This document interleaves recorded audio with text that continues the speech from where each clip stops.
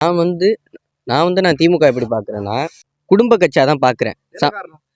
காரணம் வந்து அது எப்படி சமத்துவ சமூக நீதி கட்சியாக பார்க்க முடியும்? எல்லாருக்குமான கட்சினா சமத்துவ சமூக நீதி கட்சியாக பார்க்கலாம். அது இப்போ நான் அதை முதல்ல குடும்ப கட்சியாக சொல்கிறேன்னா, அண்ணாவுக்கு பிறகு அந்த கட்சியை ஆட்சி செய்துட்டு இருக்கிறது இன்னைக்கு யாரு? மக்கள் ஆட்சி செய்கிறாங்களா அந்த கட்சியை? இல்லை அந்த கட்சியில் உள்ள சீனியர்கள் ஆட்சி செய்கிறாங்களா? இல்லை, குடும்ப அரசியல் தான் நடந்துட்டு இருக்கு. அண்ணாவுடைய ஆட்சி 3 ஆண்டு காலம் ஆட்சி. அது அண்ணாவுக்கு பிறகு யார் ஆண்டா? ஐயா கருணாநிதி ஆண்டாங்க. அதுக்கப்புறம் ஐயா ஸ்டாலின் ஆண்டாங்க. இப்போது அண்ணன் உதயநிதி அவங்க வந்து ஆட்சி செஞ்சிட்டு இருக்காங்க. இதற்கு அடுத்து அப்படியே வாரிசு கண்டினியூவாக போயிட்டே இருக்கும்.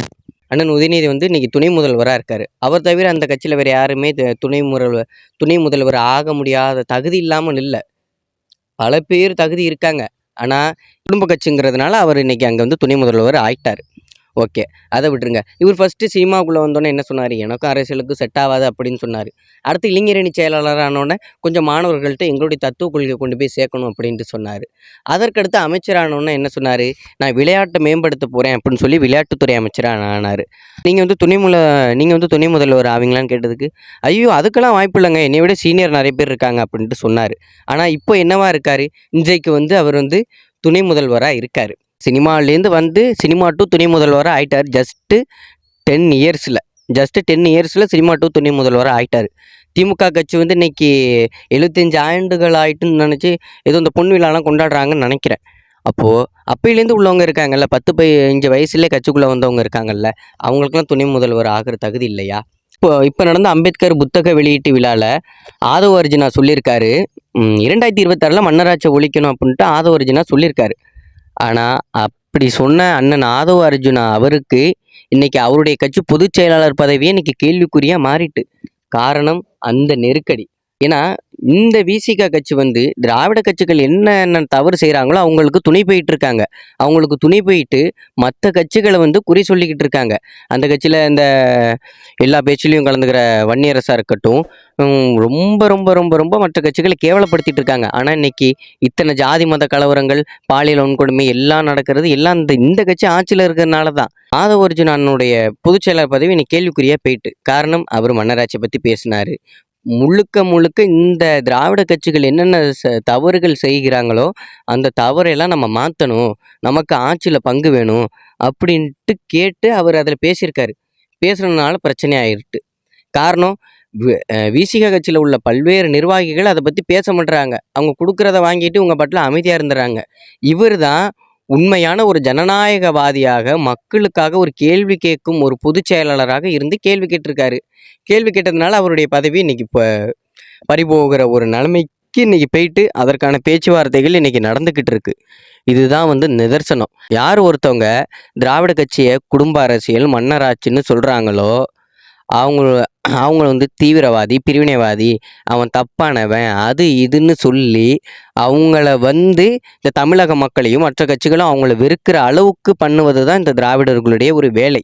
ஏன்னா அப்போ தான் அவங்களுடைய குடும்பம் ஆட்சி செய்ய முடியும். இதே நிலைமை இன்றைக்கும் இருக்காது. தமிழக மக்கள் ஒரு நாள் விழித்து கொள்ளுவாங்க. ஏன்னா இப்போ தமிழக மக்கள் வந்து உறங்கிக்கிட்டு இருக்காங்க. அவங்கள தமிழ் தேசிய தத்துவத்தால் நாங்கள் தட்டி எழுப்புவோம். அப்படி அந்த தமிழக மக்கள் விழித்து கொள்ளும் போது உங்களுடைய திராவிடம் வந்து மண்ணோட மண்ணா ஒரு நாள் போயிடும். ஆமாம், பிறப்பின் அடிப்படையில் இதுதான் சனாதனம். ஆனால் இவங்க வந்து என்ன சொல்லுவாங்க?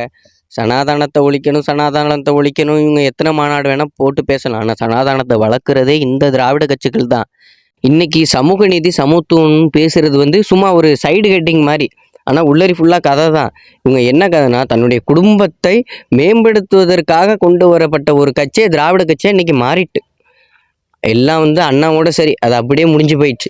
நாங்கள் வந்து திராவிடர்கள், நாங்கள் பெரியார் வழியில் வந்தவங்க, நாங்கள் எங்களுக்கு கிடைச்ச எல்லாமே எல்லாருக்குமே கிடைக்கணும், அங்கே சமத்துவம் பேசுவோம், சமூக நீதி பேசுவோம், பகுத்தறிவு பேசுவோம், பெண்ணிய உரிமை பேசுவோம் அப்படின்ட்டு சொல்லுவாங்க.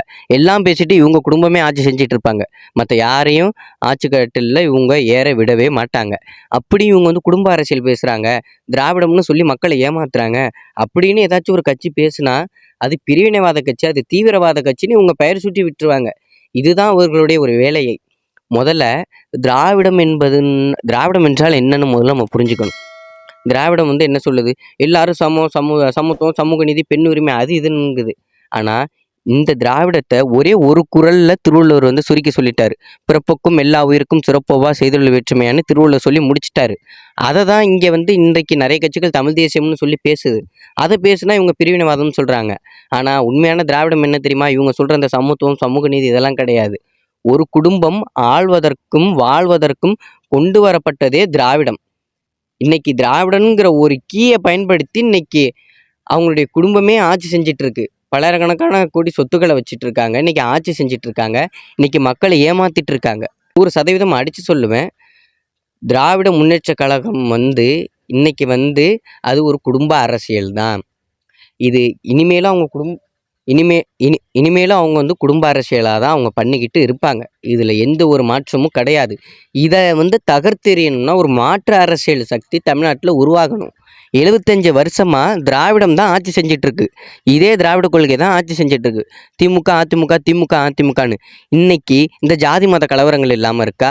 இல்லை, இருந்துக்கிட்டு இருக்கு. தினம் தினம் வளர்ந்துக்கிட்டு இருக்கு. பாலியல் வன்கொடுமை நடக்காமல் இருக்கா? இல்லை, நடந்துக்கிட்டே தான் இருக்குது.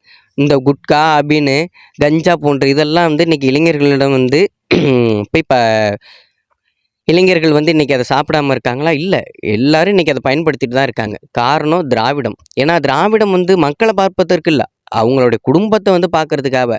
அவங்க குடும்பம் வந்து தன்னை பார்த்துக்கிறதுக்காக கொண்டு வரப்பட்டது தான் திராவிடம். அதனால தான் அவங்களால மக்களை கவனிக்க முடியல. முதல்ல இந்த திராவிடங்கிற தத்துவத்தை முதல்ல வந்து தகர்த்தெறியணும். அதை தகர்த்தெறியறதுக்கு ஒரு சுத்தியலை கொண்டு வரணும். அந்த சுத்தியல் தான் தமிழ் தேசியம். அந்த சுத்தியலால் திராவிடனுங்கிற இந்த பாறையை வந்து நம்ம முதல்ல உடைச்சி அடித்து கிழிக்கணும்.